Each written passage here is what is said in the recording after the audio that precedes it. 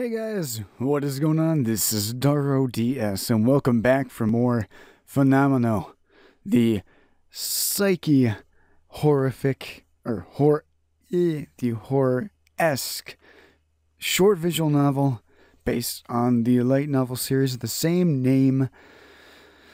And we are back as we are with the underground netherworld group still at the restaurant, and they're just talking over things about, they're trying to figure out who Yoshi is.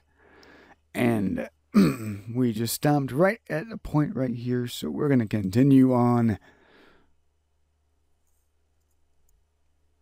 I got to the point where it felt like Krishna had become my brother and father in Tokyo. And if I could, I wanted Krishna to investigate the house that grants wishes himself. How old is Krishna? What kind of person is he? Nagi-kun, you're stuttering. Calm down. Here, have a drink. Undeterred by the interruptions by Sue and the others, I rephrased my question. Please, tell me, how do I meet him? However, the response to my question was an awkward silence by the 30. I think he won't show up in an offline meeting again. Why?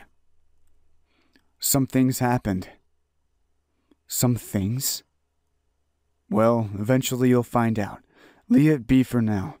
I only receive vague responses like that. What broke the silence at the family restaurant was Zippo, who I think worked as a programmer. I oppose that opinion. That opinion? Asked Karasu, and Zippo pushed his thick glasses up and slowly answered. That Yoshi and Krishna are the same person. That thought. What do you mean? Actually, I know of someone who has met Yoshi at an offline meeting. Really? The gathering immediately rose in unison. What sort of person? How old? Guy, girl? Which offline? They all asked, and Zippo quietly answered. The offline meeting was for an investigation of an abandoned hospital in the Tama Prefecture about half a year ago. And what was Yoshi like? Well, I don't know. You don't know? Karasu asked, and Zippo swallowed once before answering. Because he's hospitalized. Hospitalized? Psychiatric ward. And with that, the excited gathering returned to silence. It was as if something heavy had descended upon the seats. Hospitalized in a psychiatric ward. Is that Yoshi's fault? Yoshi's fault? Asked Sue, and Zippo slowly shook his head. I don't know, but even after regaining consciousness, all he mumbled is Yoshi. That's why I came to this meeting, because if Yoshi came, I wanted to ask what happened at that offline meeting. Everyone fell silent when Zippo stopped speaking. Then the family restaurant was filled once again with stories of Yoshi. Come to think of it, was the type of statement preceding conversations as one after another tales of Yoshi leaked out as conversation. Okay, as one after another tales of Yoshi leaked out from people. If I were to summarize such topics, it seemed Yoshi frequently or infrequently appeared on the Ikaibuchi forum.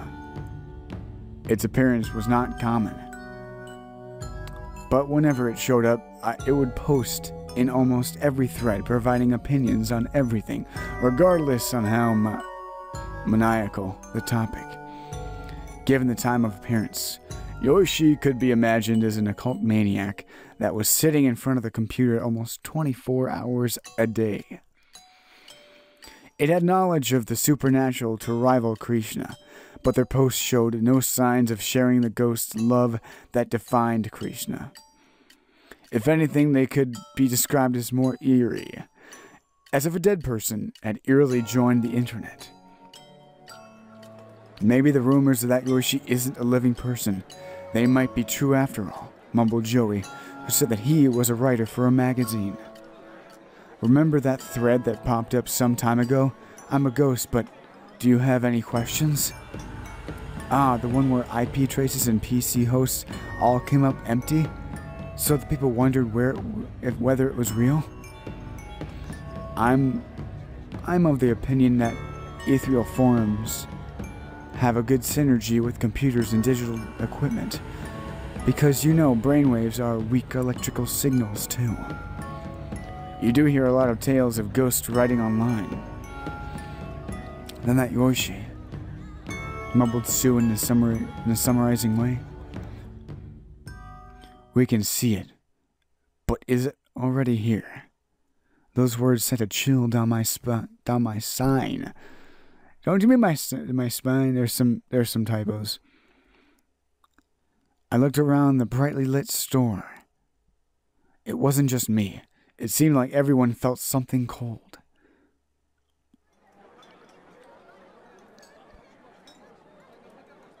After that, the gathering seemed to decide to avoid talking about the ghost. Gradually, seats became arranged by topic as people broke off into areas of interest. As the host of the offline meeting, I wanted to bring back the original topic, but I was certain no one remembered anything about my house. Furthermore, Sue was telling fascinating, eerie stories that was too interesting to pass up. And a box brought from the antique store that could not be opened. Ghost stories involving paper money found behind a painting of on a hotel wall. A laughing girl who spoke often to a doll, each providing entertainment that could leave you sleepless when alone at night. Everyone forgot about the time as they enjoyed the endless flow of occult discussions. And at around 1 a.m., the offline meeting dispersed. Wait a second. I chased Karasu as she flagged down the taxi while glancing at the Ikaigabuchi members scattering in small groups. What about my house? The house that grants wishes. And then the useless fortune teller waved her hand with a completely flushed face.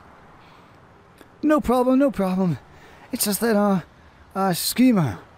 What else? I was going to tell you something, but I forgot. What do you mean you forgot? Don't worry, you have the mark of a meeting. See ya! She smacked my back and happily jumped into the stopped taxi. Don't leave me, what the hell, Karasu? I stood there dumbfounded as I saw the taxi run off. I wondered if it was all right to go home. To that house. The house that grants wishes. I walked towards the train station using the main street, dragging along the mama cycle that I had bought really cheap online for commuting to school. Tokyo was filled with people, even late at night, in particular. The area around the train station near my house was close to many universities, so there seemed to be no difference in the amount of people milling about from noon to night. Right around where I could see the station, I almost ran into a pair of girls and apologized. One shot me a, "Who's that punk?" look, and the other smiled and said, "I'm sorry," and I apologized once more. That was all there was to it, but it filled my heart with joy. Indeed, a fateful meeting was lying in wait for me. A girl no less. This might be good. The bizarre events tormenting me at the house must surely be a build-up for happiness for the happiness that awaited. In the future, I would look back at it and laugh it off. I felt less burdened when I thought of it that way. And this way I wouldn't have to move out. Moving costs would be painful for me, given that I was receiving no aid from home. The offline meeting was fun too. I can't keep complaining. I mumbled to myself and I finally straddled the bike. I turned completely around and decided to return home for the first time in a few days. No one that came to the offline meeting today said anything about the house that grants wishes.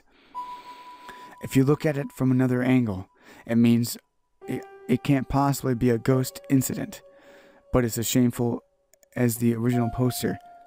But it's all good in the end, right?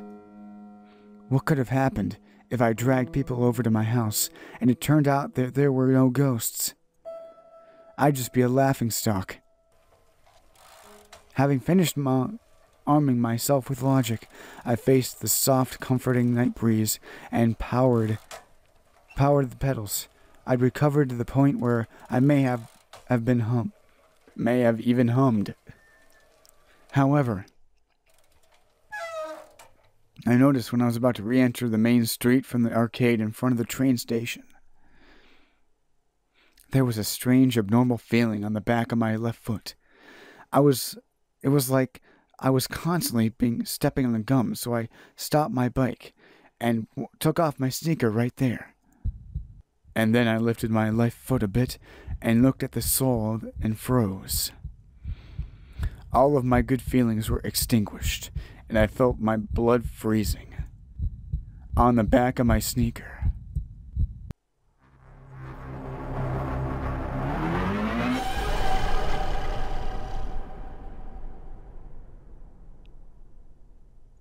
Was engraved the number 4 all over the back sole.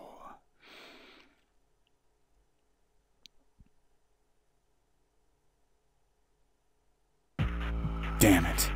What the hell, schema? The countdown was continuing. I pushed the motorcycle along with mostly a half step. Every person passing me gave me a strange look to my own frantic look, but I paid them no heed. I threw away the sneaker with 4 engraved on the spot. I couldn't continue wearing such an eerie thing. The cold of the concrete and scattered pebbles pierced my feet throughout my socks, but I didn't care. Why, when a 4 was carved in the back of my sneaker? Why, when was a 4 carved in the back of my sneaker? What was going to happen if the countdown ended, and how would I be able to escape from this terror? I had no idea, but in any case, I kept running.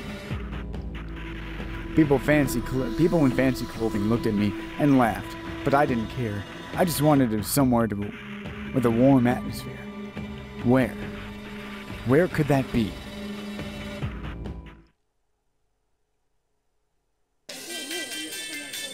Eventually, I found a discount shop open late in the night after passing through the arcade, and I jumped in. A stupidly bright theme song was playing in the background. The mass products were incredibly cheap, and I sang along with a simple, repetitive melody. Flamboyantly dressed girls avoided me as I stood there, leaning against the shelf, holding cosmetics, and mumbling to myself. An employee asked me, "Are you unwell?" And I finally realized that my left foot, which was covered by socks, was throbbing. When I looked, perhaps I'd stepped on a shard of glass on the way, as I saw that the sock was been cut and bloodied. I bought bandages, socks, and the cheapest sneaker, and cleaned the wound in the bathroom. I cleaned the back of my foot, placed the bandage, and wore the new socks. The cheap sneaker had a shoddy design and wasn't very comfortable, but it was better than being barefoot. It was an unnecessary expense, but I felt comforted. I was afraid of being in the bathroom alone, so I returned to the inside the store and took a deep breath as I wandered around the store as if window shopping. What should I do now? I thought I could come up with no answer. At some point, I just begun standing in front of a store window, absent-mindedly, and the employee from before asked if anything was wrong again, so I left the store. There was no helping it, so I began heading toward the net cafe I'd been using before, but it was already full. I peeked into the nearby karaoke box, but there was even a line spilling out into the street. I tried wandering around several stores, but they were all the same. Come to think of it, it was Saturday night, and there was no openings until the first train. However, I couldn't think of any other place to go. I wandered around the station while dragging my bike, and the police would shoot me suspicious looks.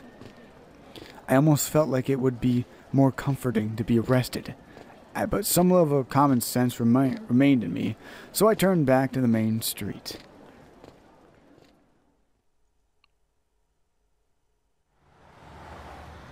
The headlights of cars in Utsukaichi Street illuminated me as I passed by. Normally the cars look like fuel-consuming devices, but today I felt consoled by them. It was invigorating to look upon the things that could be scientifically explained. However, I may have been at my limits. This was no different from being homeless.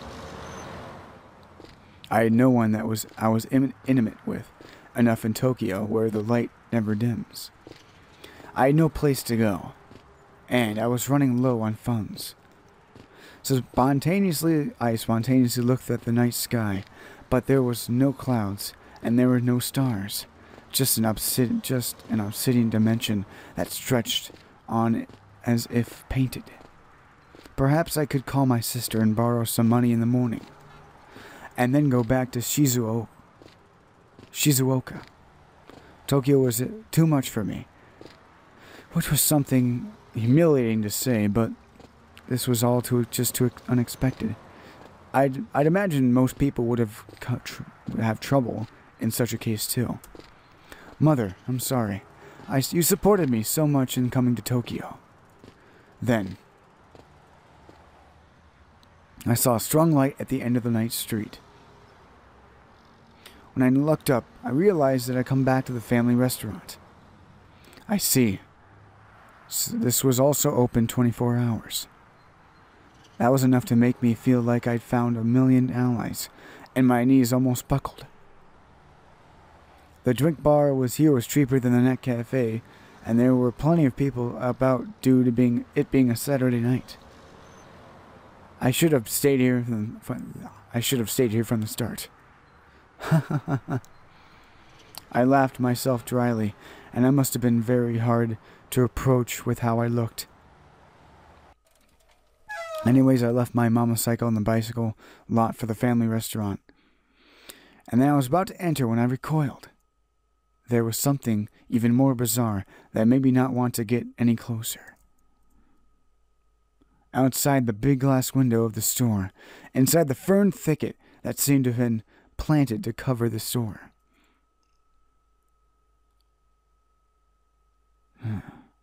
was a girl dressed in full black.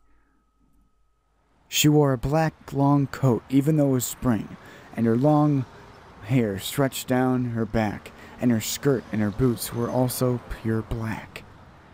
Yet her skin was abnormally white, and she was crouched into the darkness, so it looked like only her face was floating. Or what is she doing? She was standing in the middle of the thicket, almost pressing her face against the glass as she stared into the store. It was so creepy, I was about to back off. Oh God, but then she slowly turned to face me. Her face was shockingly white, and the face was perfectly aligned. She was so perfect that I felt like saying she must have been a construct, like a giant bisque doll that that had accidentally been left there. That's the impression she gave. A night-colored girl. Unexpectedly, those words popped in my head. Those were the colors of the girl's eyes. Maybe it was because of the lighting, but it felt like an unordinarily large proportion of her eyes were taken by her irises, and that under her long eyelashes they seemed to have a jet black glimmer. Below her straight-cut front hair, they shone a dark color as they gazed upon me. "Are you?" My mouth naturally spoke. "Yoshi?" The girl silently nodded.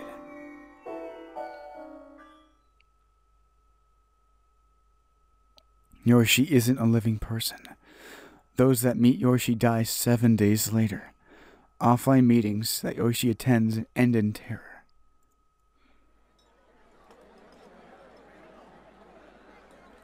What I heard earlier floated around my head as I stared at the girl in front of me. 7 glasses were laid out on the table in front of Yoshi, ranging from iced coffee to cola to orange juice to Japanese tea, creating her own drink bar. Aren't you supposed to just take one at a time?" I said to her in an exasperated tone, but she replied, "As long as I drink everything, there should be no problem," as she kept her eyes on the glasses as she drank one after another. She drank orange juice, then iced coffee, and then warm Japanese tea, cola. And then she faithfully repeated the order a number of times, sometimes adding rooibos tea and black tea and melon soda as an accent. I don't know if there's any meaning to the order, but when she did it, it felt like some sort of traditional religious ritual, which was odd. I took a look again at the girl who went by Yoshi. She was probably still in high school. I realized when looking at her under a bright condition that she had immense beauty. The problem with her was her eyes. Those eyes that seemed like glass beads seemed to be looking somewhere and yet also seemed to be looking nowhere. It felt as if she did not share the same world, creating a special barrier around her. Hers was not like that of a princess in her high perch, rather, if anything, like that of a witch's apprentice. "Hey," I asked the girl dressed in black, and she busily rifled through the drinks. "Why didn't you come to the offline meeting?" "I was there." "No, but when everyone was around, you didn't come." "I was there, right there the whole time." She pointed toward the other side of the window, where I first found Yoshi. In other words, in the bush outside the store. "There? With her face pressed against the glass?" "Then what, from 11 till now? You were just there the whole time?" "Yes," she nodded, and I stared at her pale face. I thought, this girl, is she what you call a psychotic? It was already past 2 a.m. To stick to the glass for 3 hours from 11 p.m. must have creeped out the employees. When I turned back towards her, a different waitress from before was saying something to Yoshi. Her expression was contorted in an extremely mean manner, in much more contemptuous manner than they'd shown me. They stood up having felt like I'd been seeing something detestable. I immediately walked towards them and declared, "I want a drink bar as well," and then headed straight towards the counter to grab a drink. I don't know why I felt so irritated, probably because I felt like I'd been laughed at as a fellow occult leveler. I filled my glass to the brim with ice, then pressed the button for iced coffee. Now then, what to do from here on out? As I watched the hot iced coffee melt through the ice, I thought. I could not go home, and the countdown continued. Furthermore, I had run into the heresy class occult girl from Ikaigabuchi, and now, for some reason, I'm alone with her in the family restaurant late at night. In a way, it seemed comforting that I was not alone, but given that I was an occult girl with a strange urban legend attached to her, I was left with the complex emotions. You like bad coffee? Or, you like bad coffee? When I returned to my seat. Yoshi said that. What? I asked if you like bad coffee. The coffee here is unsatisfactory. I looked at her 7 glasses again and noticed that only the iced coffee had hardly been sipped. Information that you can gather beforehand should be processed before you act. Yoshi's neat, logic-filled words annoyed me, so I replied with some nastiness. Then allow me to gather some information. Why did you come to today's offline meeting?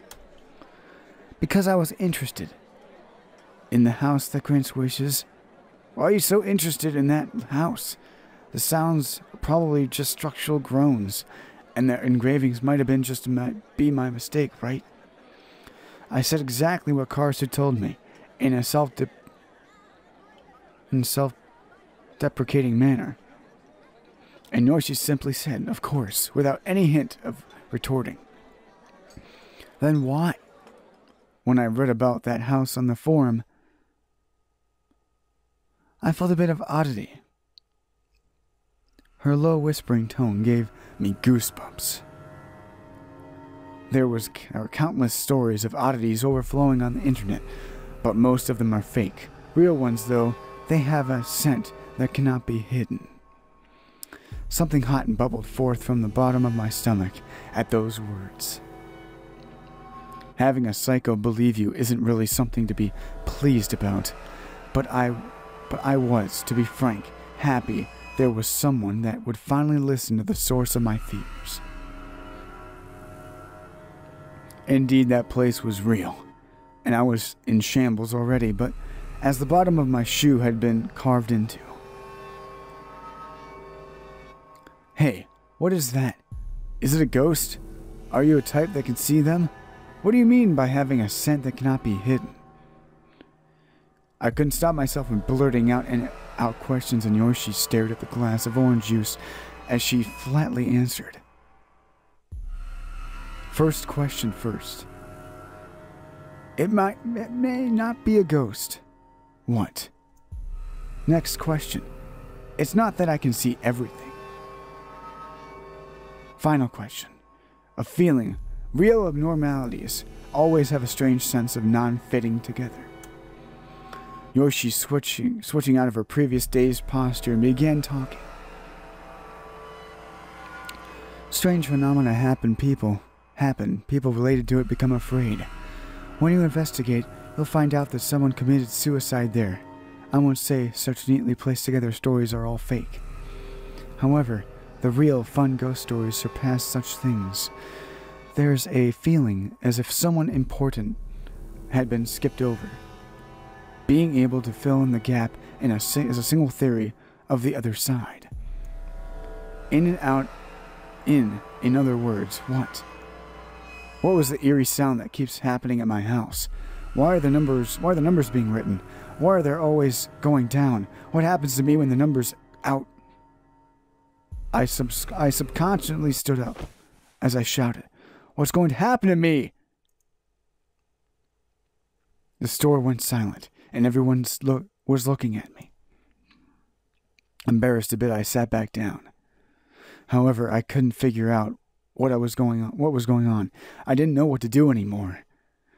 I was a bit ashamed of myself, and I scratched my head when Yoshi quietly mumbled, "You are the one that posted that." I looked up, and Yoshi's cold, darker irises were mysteriously glimmering. I nodded and explained that what had just happened. That 4 had already arrived. That had been carved in the sneakers that I was wearing myself. I explained that while trembling. How does someone carve that? Did something possess me all the way from home? I was almost in tears when I asked, and then I recoiled. Yoshi's eyes, which were like glass beads, had seemed to harbor life. And then she suddenly placed a finger to my nose and said, "Hey, close your eyes." Huh. Her pretty face peered into me, gazing into my eyes. Her face had come so close to me that, to be honest, my heart started racing. So why do I have to close my eyes? Just do it. My heart thumping, I did as she said. I closed my eyes tightly. It felt like some inappropriate imagination had drifted in, so I frantically roared it that away. Imagine. Her lips seemed to move at the back of my eyes, commanding. You are standing at the entrance of your house. Her frosty yet somewhat kind voice forced me to stand before my house. As detailed as you can, imagine yourself standing at the entrance of your house. As if controlled by those words, I imagined myself standing in that house in the darkness. Black, the sharp image of the mountain cottage, the reddish-brown roof, the mountain cottage, an atelier that had an architect had built for himself. The walls that were faded in a nice fashion and covered by vines to the second floor. White paint had slightly been chipped off of the wooden windowsills. The first floor was all a garage. The second and third floors were built as living quarters. It had no kitchen, my rented house of 30,000 yen. And at night, it began making a strange sound, and the next morning, a number would be carved somewhere. My legs began trembling as I held them down with my hands. All right, when you've imagined it, place your hand on the doorknob.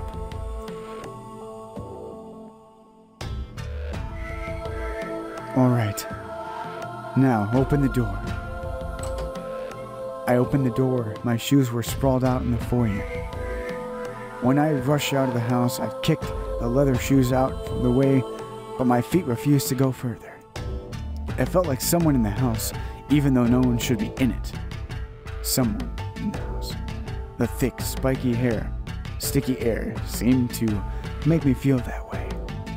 No, I didn't want to step forward, even if this was my imagination. Seemingly noticing my emotions, Yoshi said, whispering, "Don't worry. Slowly move in. Take off your shoes as usual and step in.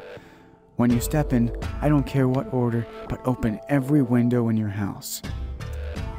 Neatly, one by one, without leaving a single one." Window? Why windows?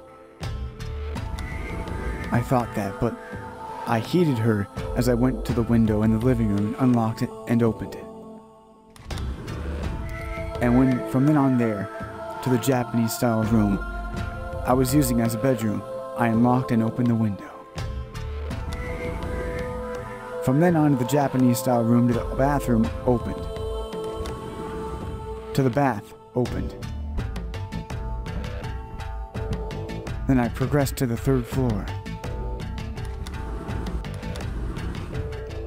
There were two on the third floor by the veranda and next to my desk. I unlocked and opened both. I'm done. And now, close the windows in reverse order. Huh? Close them in order from the last one you opened. Having no other choice, I did as she said. The window on the third floor by the desk. Veranda.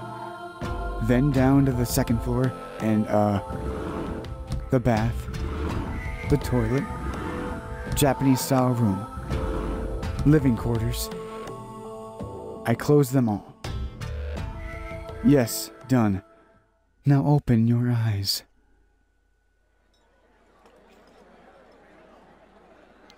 said Yoshi's voice. I opened my eyes, and the light from the bright fluorescent lamps flooded into my eyes. I had paid no heed to them before, but the bright pop music from within the store also came into my ears. Right, this was a family restaurant.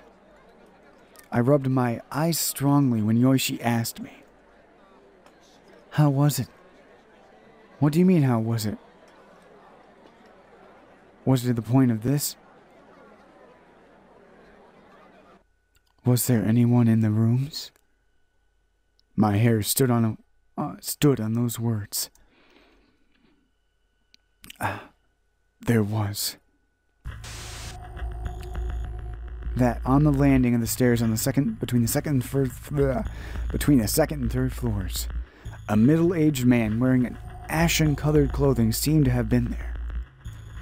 Immobile, with an empty-ish face, he watched over my every action with his staring eyes. I could never look straight at him, but when he was always appearing at the edge of my sight. There wasn't there? There wasn't there? Yoshi's black eyes dazzled with some sort of happiness. Was there someone you know? Was it someone you know? I don't know. I've never seen him before. No. Could that be? To imagine someone I've never met before? That house still remained thick within my mind as Yoshi's playful voice echoed through the image. Scared? I looked and Yoshi became closer to me that I could feel her breath. Hey, are you feeling scared right now? Scared? Or rather, your eyes look like they'll eat everything to scare me. I know, right? That face looks just, oh my god. Tell me more. What kind of person? I took a deep breath and explained as I tried to stop myself from trembling. A gray worn suit. I didn't remember a necktie. It seemed to be a bit big, but that may have been because the man was thinned. He had white hair, but I couldn't remember the face. The hair was grown to a bit long, but without any hair. He wore black shoes. And Yoshi was rubbing her chin, going, After some silence and glancing about at nothing with her eyes, she looked at me once more. Hey, how about we go? What? To your house. Now.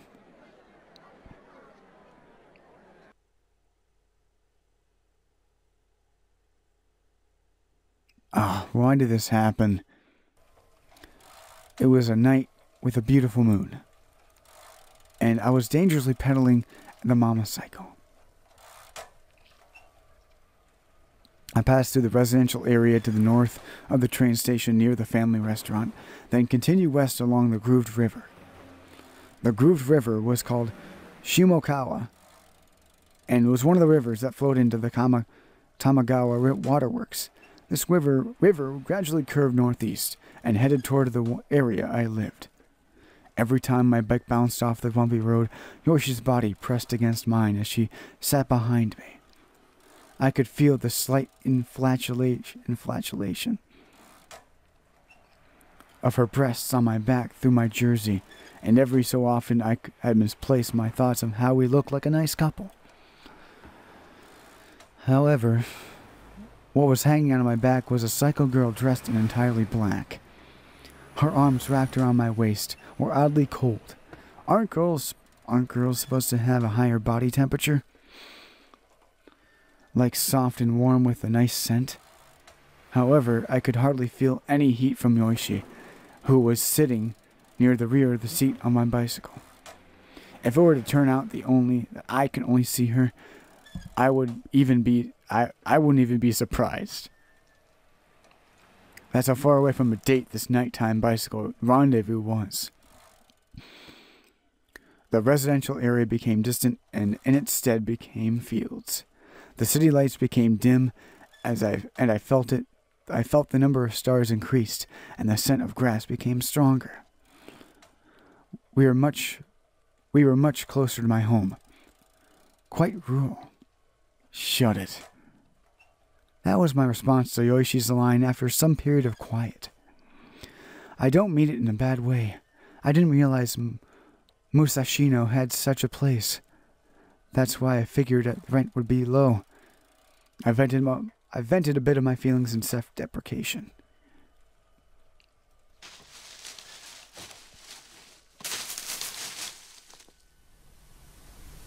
Houses became very scarce, and after passing by several old temples, we entered an area dense with trees. By following this narrow path, we would arrive at that house. To be honest, I don't want to go at night, but when I set that behind me, it only happens at night, so we should go at night. Yoshi readily applied. A very sound argument. For a while we remained wordless until Yoshi asked, "What was your wish?" "Huh?" "Because you're painstakingly living in the house that grants wishes, aren't you?" "Painstakingly, or rather I just had no money." "Nothing special. I'd hoped that my family's business would go well, that's all," I answered. Surprisingly, you think of your family," Yoshi commented without giving any trace of emotion. "Surprisingly, it's pretty harsh," I began replying, but then I saw the house beyond the black forest. That. Yeah. Looking over it again, I was amazed at how I rented such a house. Looking at it now, no matter who looked at it, it looked completely like a haunted house.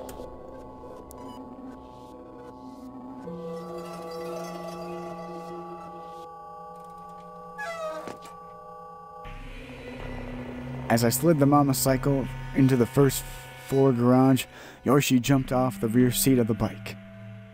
When she pressed the switch on the steel column, the light of the ceiling of the garage turned on. That was all just to reduce my fear. Yoshi began walking about on her own, looking at the building from several angles. A magnificent building, she said, and then she began walking ahead of me. She climbed the stairs to the entrance of the second floor. Not having another choice, I placed one foot on the stairs, but could go no further. As for Yoshi, she quickly climbed the stairs, opened the door without permission, and glanced inside. Ah, right. Now that I think about it, I flew without locking the door. That means I'd left it unlocked for several days, which was careless of me. Wow. I wouldn't be surprised if somebody was in your house now.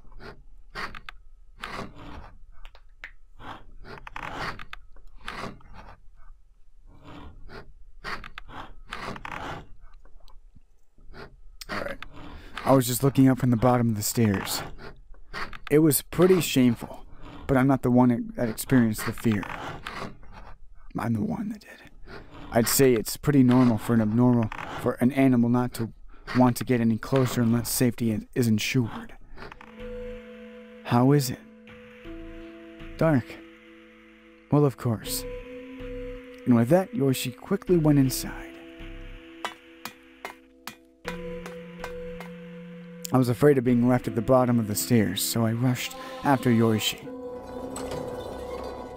When I opened the entrance door, the inside was already lit with electricity.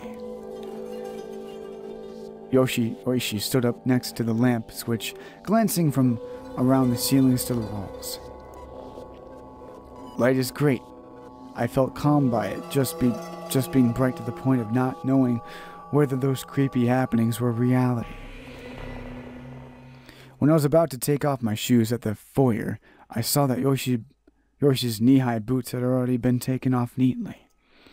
She may surprisingly be well-to-do, I thought, but then it struck me that, come to think of it, we hadn't even properly introduced ourselves. Hey, it's belated, but... I turned toward Yoshi and said, I go by Nagi online. My real name is Yamada Nagito. I'm a freshman at the university this spring. She didn't turn around. She nodded and then said, I'm Yoshi. Isn't that a handle? Wrong. My surname is Mitsurugi. Not that it matters. Mitsurugi Yoshi. She continued being odd. She used her real name online and then didn't care for her surname. 5 was on the wall of the toilet? Or 6? However, as if to say it was a waste of time, she asked that, so I pointed out to the far end of the second floor. Yoshi silently went there. Without hesitating, she opened the door and turned on the light and peered in. I quietly followed. Right? Looks like the letter...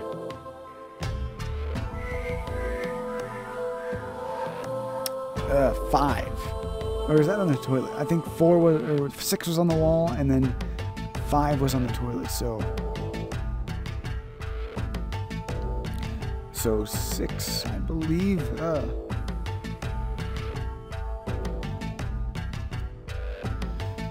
I said to Yoshi's back. You know the words of such as schema? She replied as if being condescending. Well, I mean, I'm not an occult maniac. That was a lie. It was information I just received. In a state where you received a specific set of information, when you see a meaningless figure, your brain follows the information to create a suitable schematic. That is schema in a cognitive science. But this is without a doubt 6 or 5. Even I see it that way. Yoshi said, not caring for my words, as she traced her fingers over the engraving. Well, it wasn't like determining that it wasn't a schema solved everything. If everything made things, anything, it made things worse. If this was truly a deliberately written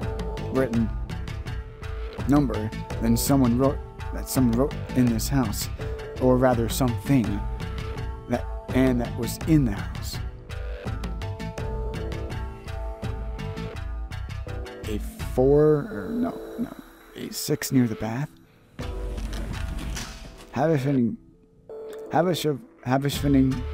Having finished observing 5, though she went across the hall to the bathroom with the toilet and turned the light and opened the door.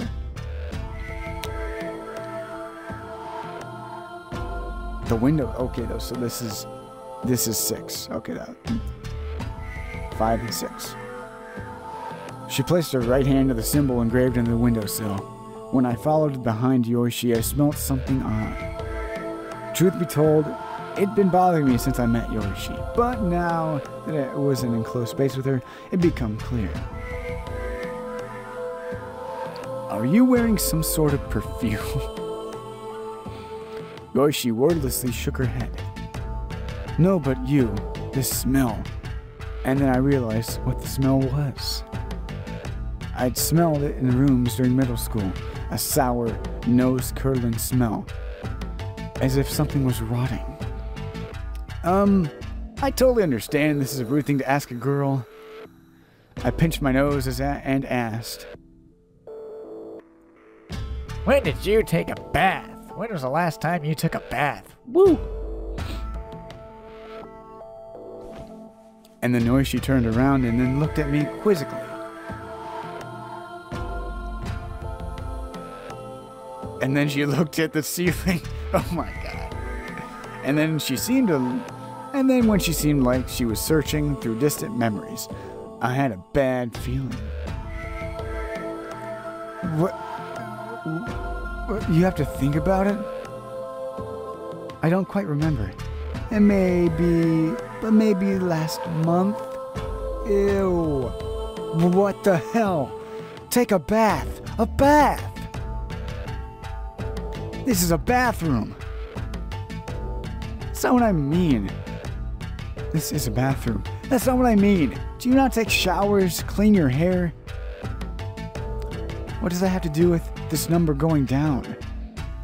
Yoshi seemed completely bewildered as she asked me, But come on, I'd heard about dirty girls, and I know French royalty were famous about never taking baths, but this is contemporary Japan. Do high school girls like that don't take that? Do high school girls like that don't take baths for a month exist? What do you say lacks reason? Oh my gosh. She said that flatly, and then peered closer to the windowsill again. It is without a mistake a 6. And then she turned around and asked, how about 7? She really had no interest in anything other than the paranormal. I sighed and then helplessly guided her. It was on the landing toward the 3rd floor. That was where the middle-aged man I didn't know was standing during the suspected association game that Yoshi had made me play earlier. I didn't want to follow her there, so I just gestured over there. Yoshi wordlessly climbed the stairs and then leaned toward the wall. Huh. That looks like 7 too, right? However, Yoshi didn't immediately answer, instead taking a mini light from her pocket and shine it at the letter and looked all around it. Is something wrong? Oh my. This is certainly 7, but odd. What's odd? I was about to ask. Oh my gosh. Suddenly Yoshi vomited. Ew. And she didn't do anything cute like place a hand to her mouth in an effort to hold it back, but rather standing tall with her arms folded, she boldly vomited, which definitely made me take a step back. Used to vomiting. That's how it seemed, and I completely saw it through. Dripping vomit, sparkling intestinal fluid, and the remnants of an orange juice she'd been drinking. What's with her? Doesn't take baths, takes vomits out in the open, and loves the occult and wears coats during the spring. A psychotic girl. However, I finally noticed that the psychotic girl did seem to be struggling a bit. Hey, are you alright? I ran to her and began rubbing her back as she powerlessly nodded, then wiped her mouth. There was vomit on the landing, but she resumed conversing as if nothing had ever happened. I thought it was strange since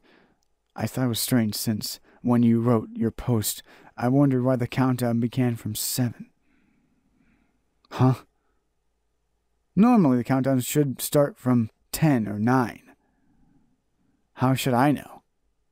I mean, ghosts are scary because you don't know what they're thinking. How could a human like me know something like that began counting from 7? Wrong. The paranormal have no rules, but the other side has intentions as if benefiting the other side. Yoshi said that as she climbed the stairs. I had no choice but to follow. I have to clean up the mess, but I'm not.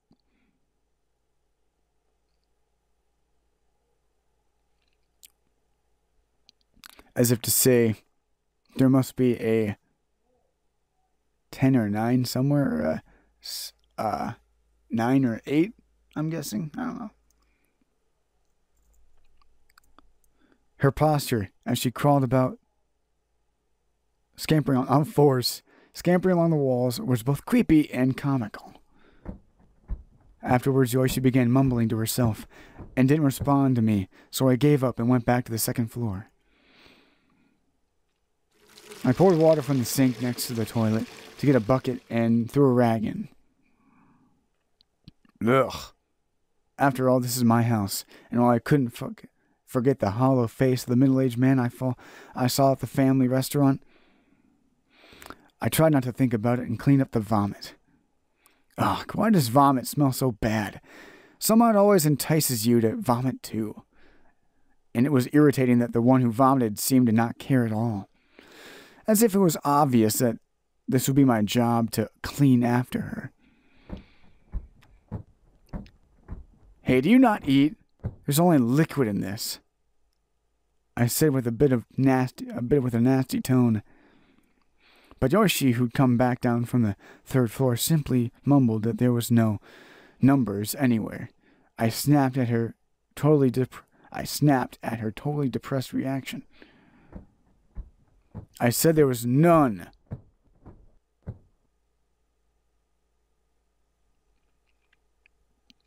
But she ignored my comment and began looking at the walls on the second floor. Half aspirated.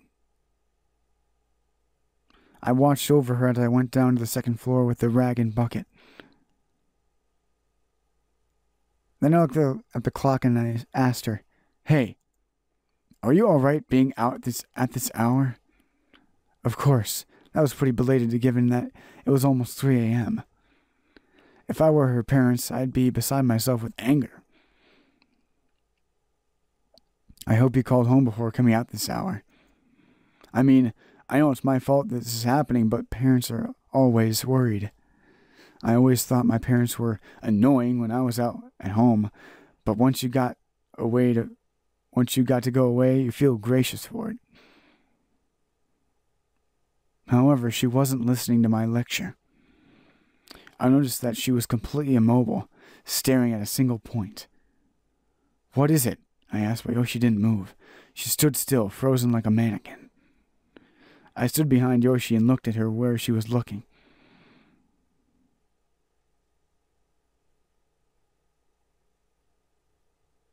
That was where Yoshi had vomited.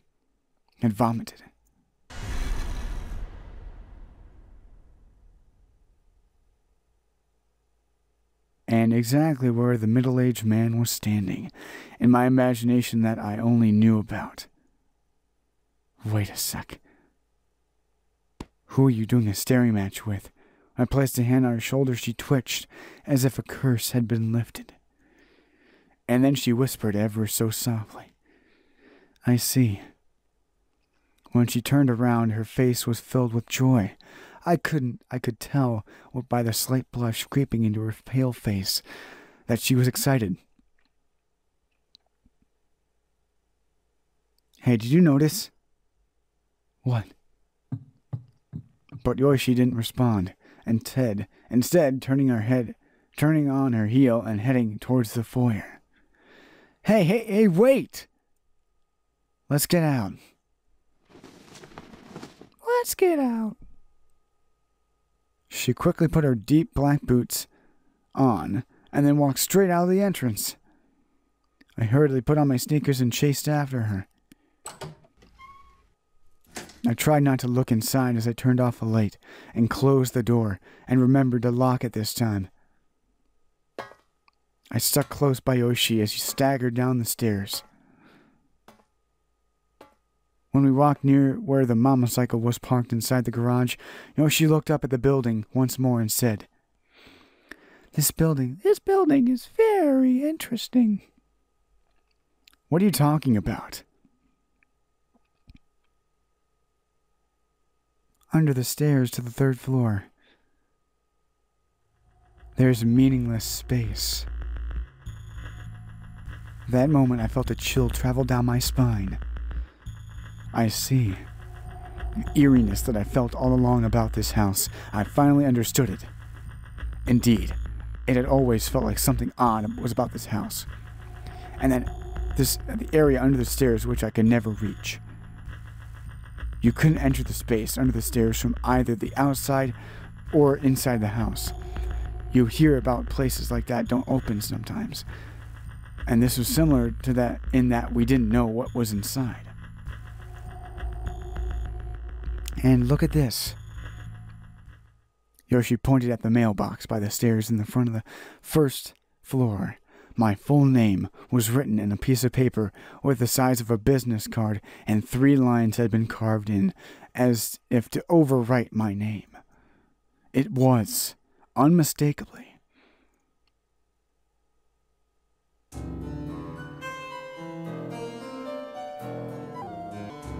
oh wow.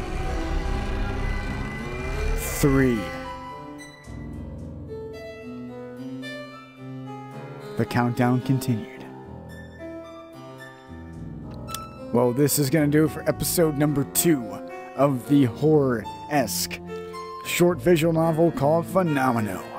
Things are getting really creepy as our main character Nagi has apparently met the famed Yoshi, and she and him and her they are both trying to figure out what is going on in the house as the countdown has gone from 5 to 3.